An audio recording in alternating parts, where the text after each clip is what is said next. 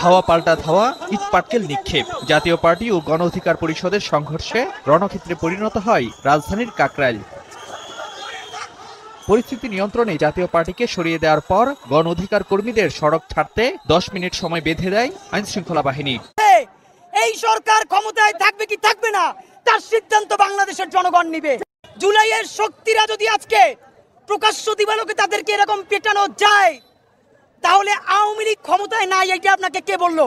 আসসালামু আলাইকুম। গতকাল রাতে রাজধানী কাকরাইলে দুইটা দলের সংঘর্ষ করছে, আর এর মধ্যে বিপিনুর ভালোই আহত হয়েছে।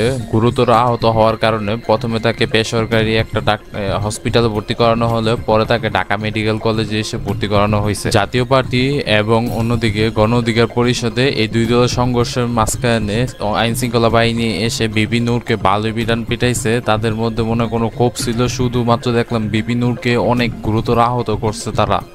জুলাই আসলে তো আমরা হারাই ফেলছি, আমাদের কাছে তো জুলাই নাই। এর সর্বশেষ নিকৃষ্ট প্রমাণ আজকে রাতে আমরা যেটা দেখলাম, মানে আসলে বলবারই ভাষা নাই। যে নুরুল হক নূর তো মানে যে কেউ না, মানে এর মানে যে কাউকেই এভাবে পেটানো যাবে এইটা কোনো কথা না। আমরা সবাই বারবার নুরুল হক নূরের ভিডিওটা দেখছি, কিন্তু এইখানের ইমার্জেন্সিতে ইসলামী ব্যাংক হসপিটাল কাকরাইলে অন্তত 50 জনের অধিক প্রচণ্ড অসুস্থতা নিয়ে ওখানে আছেন। সামনে একটা রাজনৈতিক দলের প্রধানকে এভাবে পেটানোই শুধু যায় না।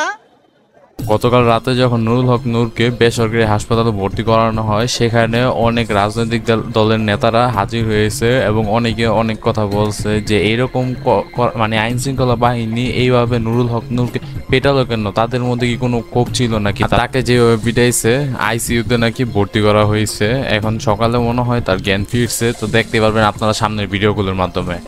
একটা হলো on the spot of the movement, আপনি সিচুয়েশন কন্ট্রোল করবার জন্য ধস্তাধস্তি করেছেন। আর একটা হলো কতটা ক্ষোভ, কতটা আক্রোশ থাকলে লাঠি দিয়ে খুঁচিয়ে খুঁচিয়ে মারা যায়।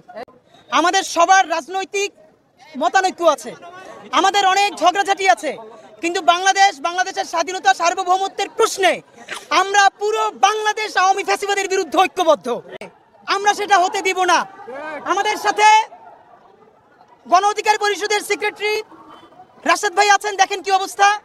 মূলত গতকাল রাতে এই ঘটনা ঘটছে। দুই দল যখন একসাথে হয়েছিল তখন রাস্তা ক্লিয়ার করার জন্য আইন শৃঙ্খলা বাহিনী তাদেরকে নির্দেশ দেয় এবং 10 মিনিটের মধ্যে তাদেরকে রাস্তা সাফ করতে বলে, কিন্তু নুরুল হক নূরের গণ অধিকার পরিষদ তখন যায়নি, যার কারণে নুরুল হক নূরকে এছাড়া তার আশেপাশের লোকগুলোকে ভালোভাবে পিটাইছে এবং নুরুল হক নূরকে ভালোই গুরুতর আহত করছে। এখন আইন শৃঙ্খলা বাহিনী এইরকম অবস্থা দেখা তো মনে হইতেছে আবার সেই স্বৈরাচারী সরকারের কথা। তো স্বৈরাচারী সরকার থাকতে গেলাম জুলাই আন্দোলনের সময় এরকমই ঘটনা ঘটছে তাদের সেবাদাসের বিরুদ্ধে এবং আওয়ামী ফ্যাসিস্টদের বিরুদ্ধে বাংলাদেশের যত রাজনৈতিক দল এবং শক্তি আছেন, আজ রাতের মধ্যে সকলে নতুন করে ঐক্যবদ্ধ হন।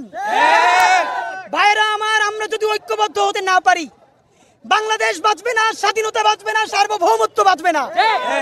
জুলাইয়ের শক্তিরা যদি আজকে প্রকাশ্য দিবালোকে তাদেরকে এরকম পেটানো যায়, তাহলে আওয়ামী লীগ ক্ষমতায় নাই, এটা আপনাকে কে বললো?